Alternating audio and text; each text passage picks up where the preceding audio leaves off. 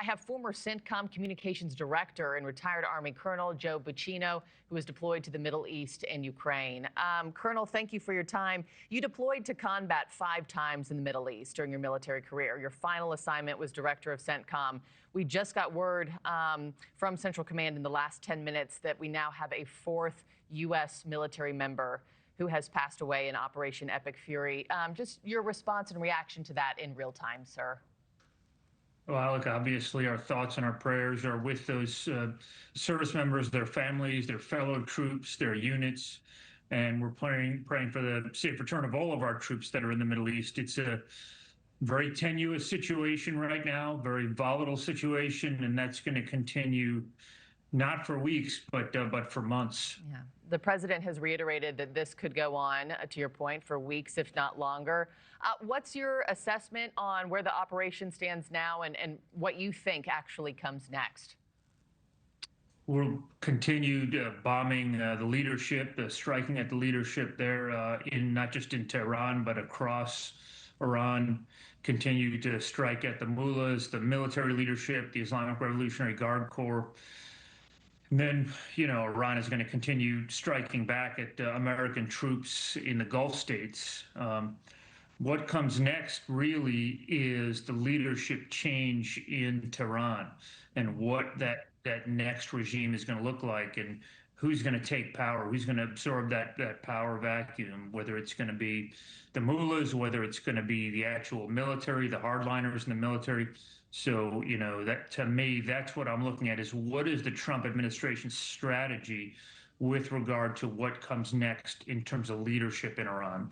And do you think we have a responsibility to help them figure out who comes next and get a new regime in place?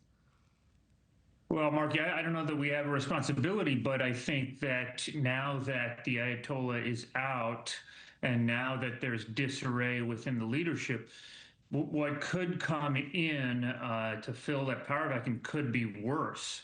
So, rather than the clerics, if the hardliners take over, if the actual military takes over, if the Islamic Revolutionary Guard Corps takes control in a leadership role in Tehran, that could be worse for Israel, and that could be worse for the region and for our vital national interests.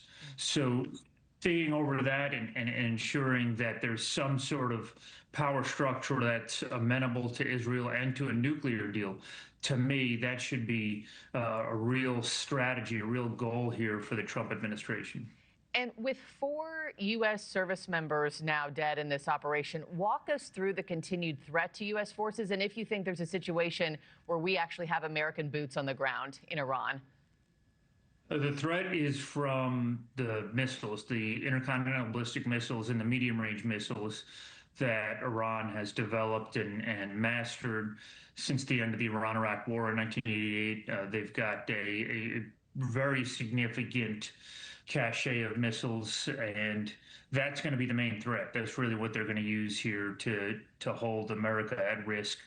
And they're going to continue to strike inside of Israel, hoping that they can break through Golden Dome. Are we going to put boots on the ground? I do not anticipate that's something the Trump administration is keen to do or amenable to do.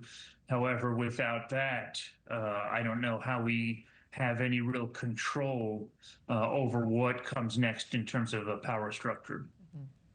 Last week, the last failed round of indirect talks with Iran took place just on Thursday. Next round was scheduled to take place in Vienna.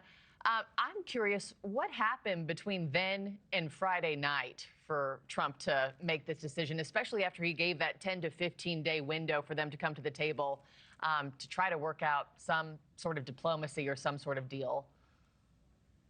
Yeah, I think that the administration identified where Ayatollah Khamenei was and where he was during the day, and saw that as an opportunity. I wonder almost if the talks were a ruse to surprise Iran with this initial volley of strikes.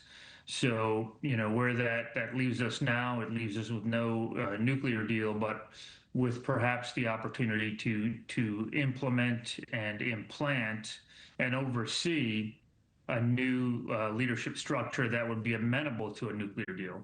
Thank you for watching. Subscribe below and download our NewsNation app right now on your phone, and you will get fact-based, unbiased news for all Americans.